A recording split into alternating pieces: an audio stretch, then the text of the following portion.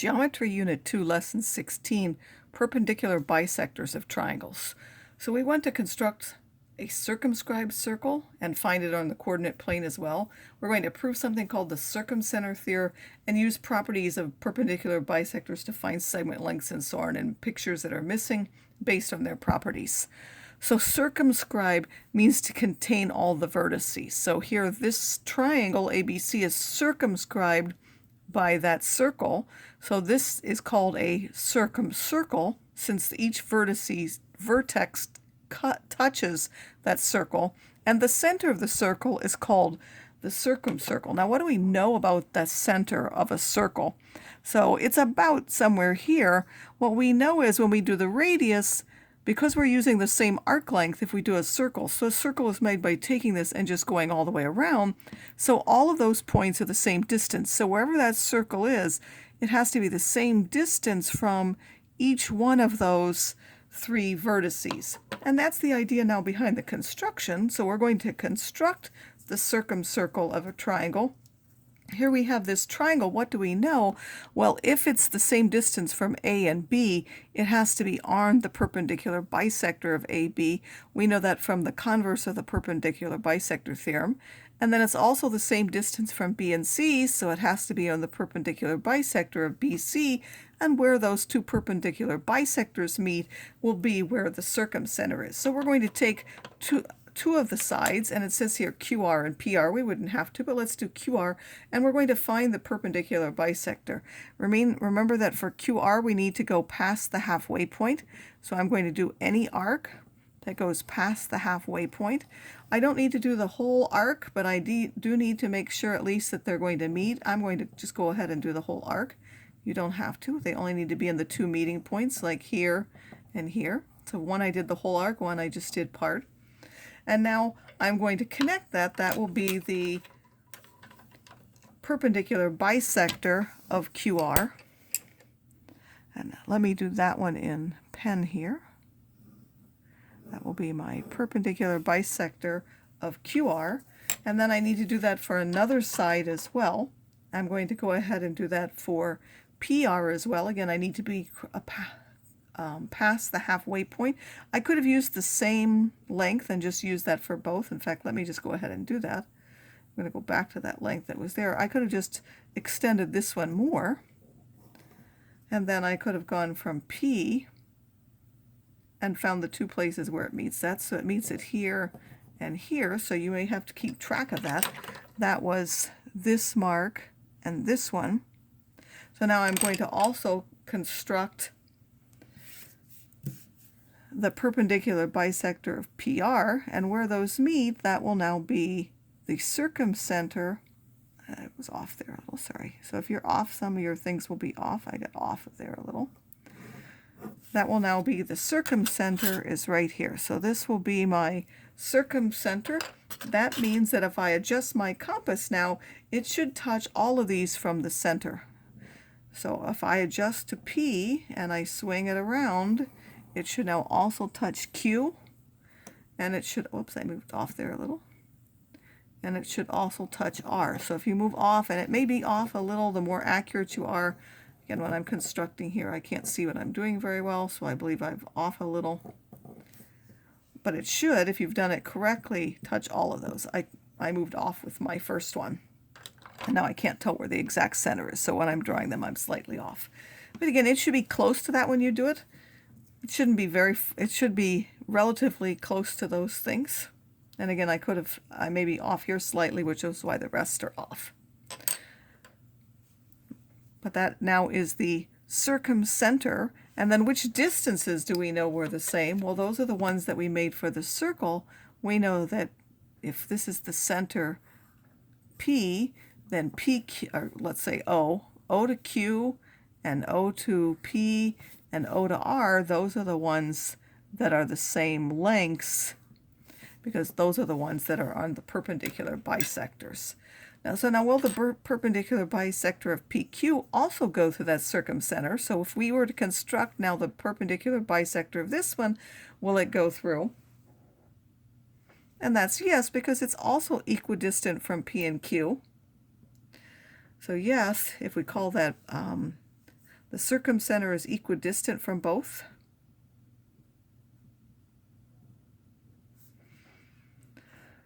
Is equidistant from both P and Q, so it must be Arnott's perpendicular bisector.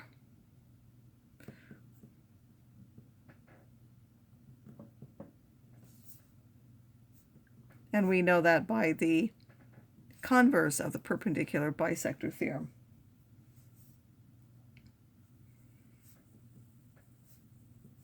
Now, if we wanted to, could we find the circumcenter without constructing like this? How could we do it by folding a paper?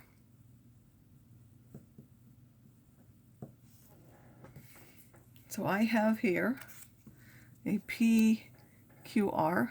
It's approximately it. It's not quite on there either, but that's approximately so. And now if I want to do that, how could I go ahead? I'm not going to write it here. I'll let you write your own description there. If I want to, it's easier when it's cut out like this. Then I could fold these two sides so that they meet. And that right there, that will be my perpendicular bisector. So it's cutting that in half and it's perpendicular.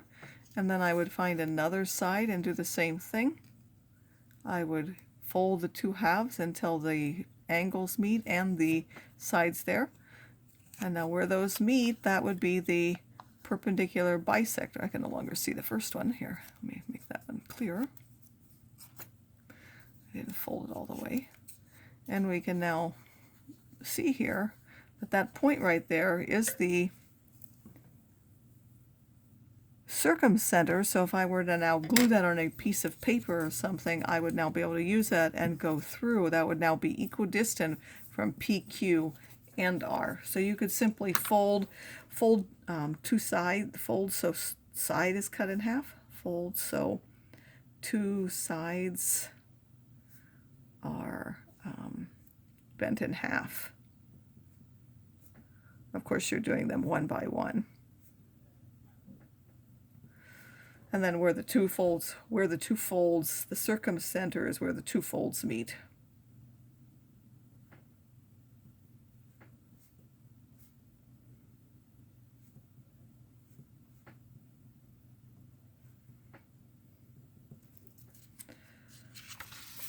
All right, so now what are concurrent lines? They're lines that intersect at the same point.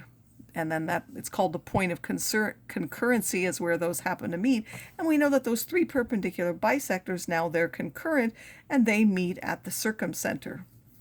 So the circumcenter theorem says that the perpendicular bisectors of the sides of a triangle intersect at a point that is equidistant from the vertices. We're going to go ahead and prove that in a moment. We showed that and we went through the reasoning. We're just going to write it down more formally now. I already said it out loud. I will note, though, that when you have an acute triangle, the circumcenter is inside the triangle.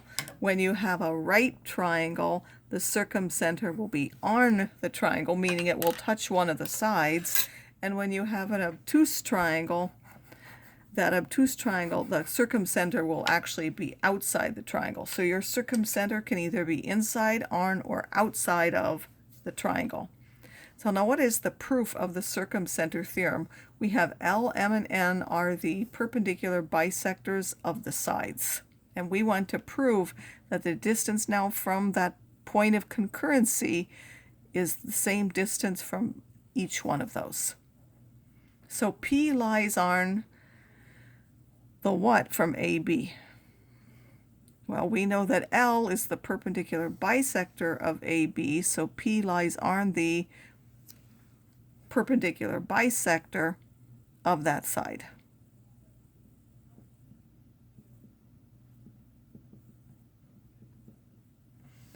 And then PA is equal to PB by the perpendicular bisector theorem. So here we're given that these are the perpendicular bisectors, so that's actually using the perpendicular bisector before. We came up with that using the converse.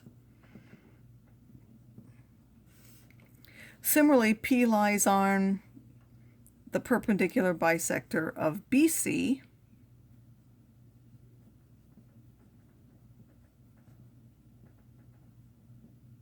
So it also lies on the perpendicular bisector of BC. So we know that PC and PB will be the same.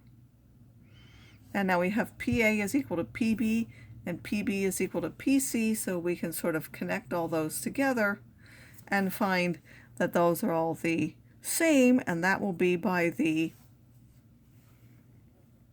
you could either say substitution or in this case transitive property of equality. We'll just put those like this.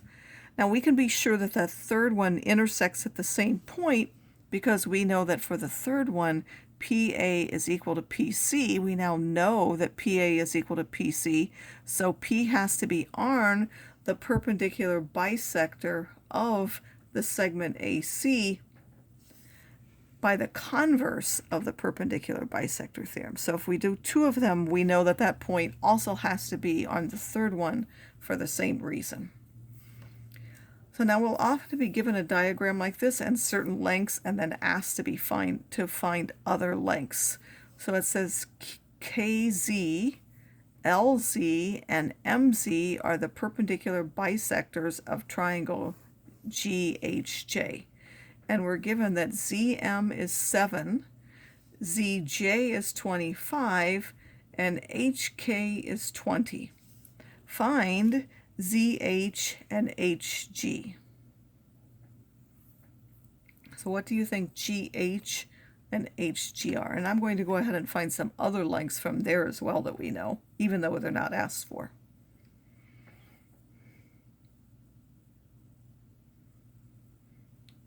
Well, because these are the perpendicular bisectors, we know that this point is the circumcenter. So therefore this length and this length and this length are all of them the same. So ZH is equal to ZJ, and so therefore that will be 25. And then HG, how do we find HG? Well, we know that this is the perpendicular bisector, so K has to be the midpoint of that side. So this side must also be 20, and therefore HG has to be 2 20s, which is now 40.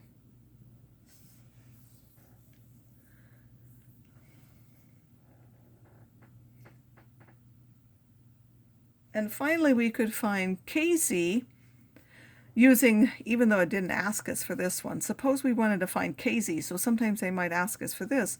We have this is 25 and we have this is 20, then by the Pythagorean theorem, KZ squared plus 20 squared would have to be equal to 25 squared. And if you take this is 400 and subtract that, you'll find that KZ squared is 225. If you take the square roots now, you could also show that KZ is 15. So it didn't ask us that. We can't really find GM or MJ because we don't have anything about that. We can't find any of these because we don't know. We would have to be given one other part from that. Well, actually, we could find this because we have the 7. Sorry, we could find out what MJ is and what MG is, but we can't find out for this side because we don't know that length. So we could go ahead and also use the Pythagorean theorem to find MJ. MJ squared plus 7 squared would be 25 squared. I'm not going to go ahead and solve that. Neither one of these are asked for, but we could find that length as well. And now we might also be asked to do it on a coordinate plane. So this says graph or you have a triangle with vertices -1, 5. So -1, 5 is here. That's point A. We have B, 5, 5. That's here. And then C is 5 -1. That's here. So we'll connect those. And let me turn this here.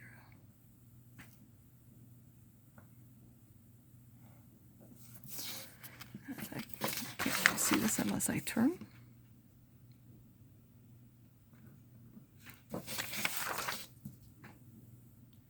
So there's our triangle, and we're asked to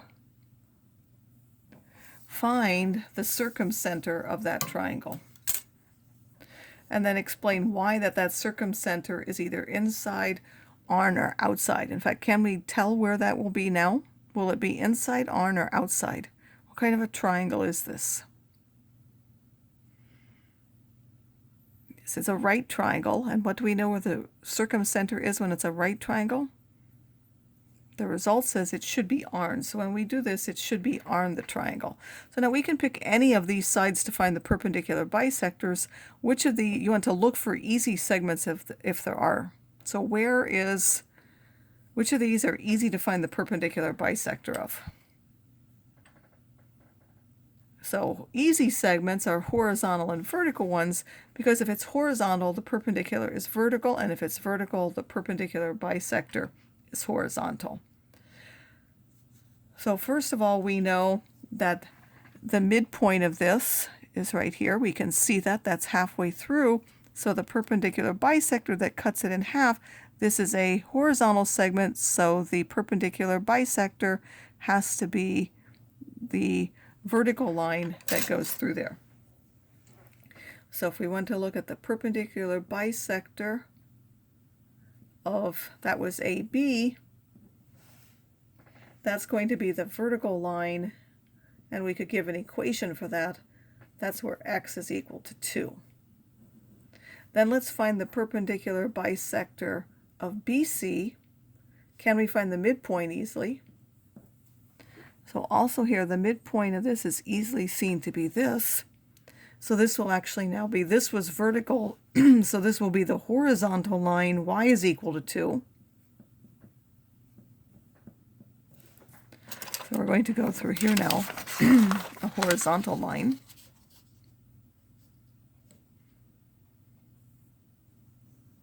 And we'll find that our circumcenter, again, is where those two meet.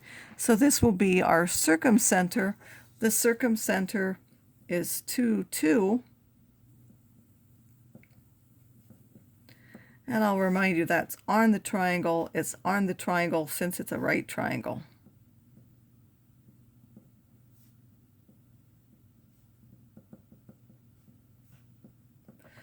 And now we could also verify that that was the circumcenter, because now if we go from that center where we have to any one of the vertices, it should be the same distance away, and you should be able to draw that triangle. I really need to let my let out a little. It works best if these are the same length. And,